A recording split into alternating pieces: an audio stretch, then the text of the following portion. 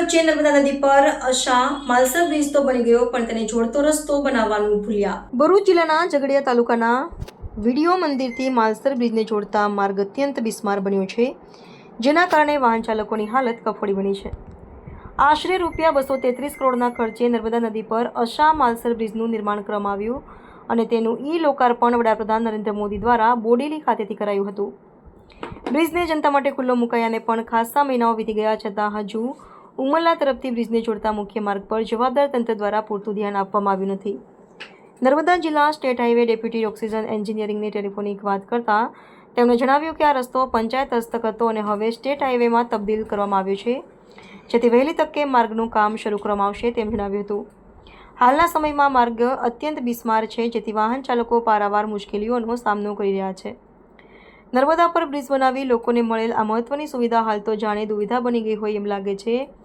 વડિયા મંદિરથી બ્રિજને જોડતા માર્ગ પર પડેલા ખાડાઓ અવરજવર કરતા વાહન ચાલકોની કમર તોડી રહ્યા છે અને મુશ્કેલીરૂપ બની રહ્યા છે। ઉપરાંત ખરાબ રસ્તાને કારણે નાના મોટા અકસ્માતો થવાની દહેશત પણ રહેલી છે। આ મહત્વના માર્ગનું તાકીદે સમારકામ કરવામાં આવે તેવી લોકમાંગ ઉઠવા પામી છે। જય જવાન જય કિસાન। આ અસા ગામની અંદર આ રસ્તો જોડતો છે, આ વડિયાથી લઈ અને માલસર બ્રિજ સુધીનો જે 3 કિલોમીટરનો રસ્તો છે। આ ખેડૂતલક્ષી રસ્તો હતો અને ઈંગાડી અત્યારે એટલી ખરાબ હાલત થઈ ગઈ છે, જે સ્કૂલમાં જતા છોકરાઓને પણ તકલીફ થાય છે અને કોઈ ઇમરજન્સી કેસ હોય તો એ ત્યાં હોસ્પિટલ સુધી પહોંચી ના શકે એવી પરિસ્થિતિ છે। તો આ ભાજપ સરકારને આ કઈ રીતનું કામ કરે છે, તો પછી ગોપાલ ઇટાલિયા સાહેબને ઈંગાડી આપણે એમને બોલાવવા આપણે રજૂઆત કરીશું, કારણ કે આ ભાજપ સરકારથી લોકો ત્રાસી ગયા સાહેબ। આ જીએસટી ભરતા હોય આ તકલીફો આવે છે પબ્લિકને। જો આમને આમ ચાલ્યું તો આ સરકાર વધુ સમય ટકી શકે એવું લાગતું નહીં અને ખેડૂતો અને પબ્લિક પણ જાગૃત થાય, કારણ કે કોઈ એક વ્યક્તિને લઈને તમે આજે વોટ આપો છો તો આ તકલીફ ઊભી થાય છે, આ સહન કરવું પડે છે। તમારી અંદર તમારા વિસ્તારમાં કેવો માણસ ઊભો છે એને જોઈને તમે મત આપો, બાકી આવનારા સમયમાં પબ્લિક આમ ને આમ છે ને નહીં જીવી શકે નહીં મરી શકે એવી હાલત ઊભી થશે। જો આવું જ કરવું હોય તો પછી આમને આમ ચાલવા દો, બાકી જાગૃત થાઓ, બાકી આ રસ્તાને કોઈ પરિસ્થિતિ નહીં કે નવો બને। આજે 2 વર્ષથી આ રસ્તો બ્રિજ બન્યાને પણ રસ્તાનું કોઈ જ આની અંદર નિરાકરણ આવ્યું નથી અને એની આજુબાજુના જે ખેતરો છે રસ્તાની એ લોકોની હોય કોઈ જમીન સંપાદન થયેલ છે નથી અને વચમાં એનો રસ્તો પણ અહીં બનાવવા માટે આવી ગયેલા, જે ખેડૂતોને મતલબ કોઈ જાતની જાણકારી કર્યા વગર પથ્થરને બધું જે રસ્તા પર બધું કામકાજ તે નાખી દીધેલું હતું। તો પબ્લિક જાગૃત થાય, બસ એ જય જવાન જય કિસાન। વડિયા મંદિરથી માધવ સેતુને જોડતો રસ્તો જે બહુ જ ખરાબ હાલતમાં છે અને 2 વર્ષ માધવ સેતુને લોકાર્પણ કરવા માટે દેશના વડાપ્રધાન શ્રી નરેન્દ્રભાઈ મોદી સાહેબે બોડેલીથી વર્ચ્યુઅલ લોકાર્પણ કરેલું છે। એ બ્રિજને બને પણ 2 વર્ષ થઈ ગયેલા છે, પણ તો પણ 2 વર્ષ થવા છતાં પણ જે આ રસ્તાની હાલત જે હતી એનાથી પણ બહુ ખરાબ હાલતમાં થઈ ગયેલી છે અને અહીંયા અવર જવર કરતા દરેક વ્યક્તિઓને બહુ જ અઘરું પડે છે। 3 કિલોમીટરનો રસ્તો 30 કિલોમીટરની સફર કરતા હોય એવું બધાને અહેસાસ થાય છે। તો બધાની લોકોની માગણી એવી છે કે આ રસ્તાને વહેલી તકે એનું બનાવવાનું શરૂઆત કરે અને બધાને બહુ જ આ રસ્તાની બહુ હાલાકી થાય છે અને આ રસ્તામાં અવર જવર કરવા માટે જે બસની વ્યવસ્થાની પણ અહીંયાના વિદ્યાર્થીઓ ભણે છે એ બ્રિજ માધવ સેતુ થયા પછી ફોફડિયા સ્કૂલ છે, ડભોઈ છે, ITI એ બધા જ સ્કૂલના બધા વિદ્યાર્થીઓ ભણે છે અને તે ભણવા માટે અહીંયાથી જવાનું એમને થાય છે। તો એના માટે પણ બસની વ્યવસ્થા અમારે જો કરવી પડે છે ડભોઈ કાં તો વડોદરા ડેપોની, તો પણ એ રસ્તાની હિસાબે એ અહીંયા આવી શકતા નથી, એટલે વિદ્યાર્થીઓનું પણ ભણતર બગડે છે।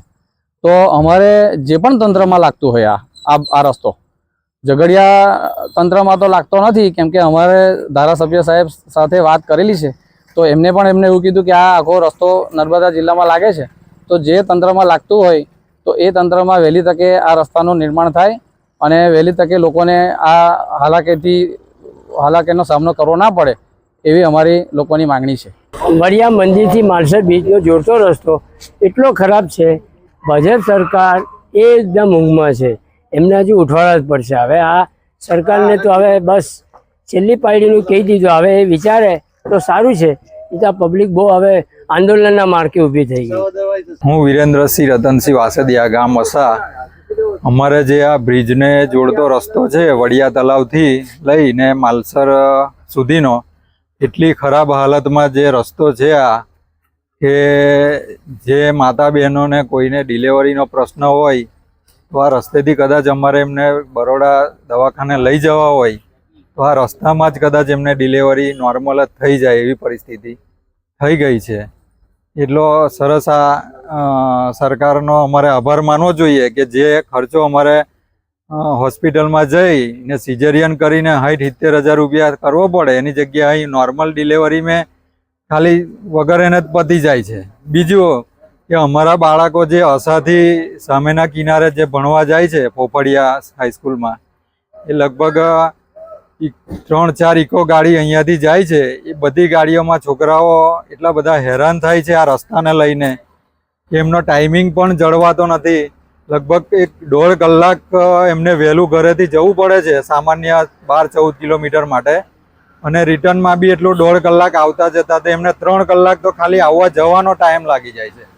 એ છોકરાઓને ઘરે આવીને પછી એટલા થાકી ગયા હોય કે એ લોકો લેસન બી કરવાની હાલતમાં હોતા નથી. ને ખરેખર એટલી ખરાબ પરિસ્થિતિ છે. ને આ રસ્તા પર એટલી બધી ઓવરલોડ ગાડીઓ રેતીની લીઝોની ચાલે છે, સ્ટોકોની ગાડીઓ બી એટલી બધી ચાલે છે સાહેબ, કે તમારે અહીંયાથી પસાર થવું હોય ને તો વિચાર કરવો પડે. અને તમારું તો જીવનું જોખમ જ છે એવું સમજીને ચાલો કે તમારે અહીંયાથી જવું હોય તો પહેલાં તમારે વીમો કઢાવી લેવો પડે અહીં વડિયા મંદિરેથી. તો એક મારે તો એક સૂચન આપવું છે LIC વાળાને કે એક તમારો એજન્ટ અહીં બેહાડો કે બેન જો અહીંથી લોકો વીમો લઈને જ જાય તો કદાચ એને બિચારાને રસ્તે કંઈક તકલીફ થઈ જાય, મરી જાય તો એના ઘરવાળાને 2-5 લાખ રૂપિયા તો મળી જાય યાર. બીજું તો બધી વાત એ ગઈ હાડે ગઈ. એટલે સરકારને વિનંતી કે તમે આ રસ્તો બનાવો, કાં તો ના બનાવવો હોય તો આ જે તે લોકોની જમીનો છે એમને પરત આપી દો તો બહુ આભાર તમારો.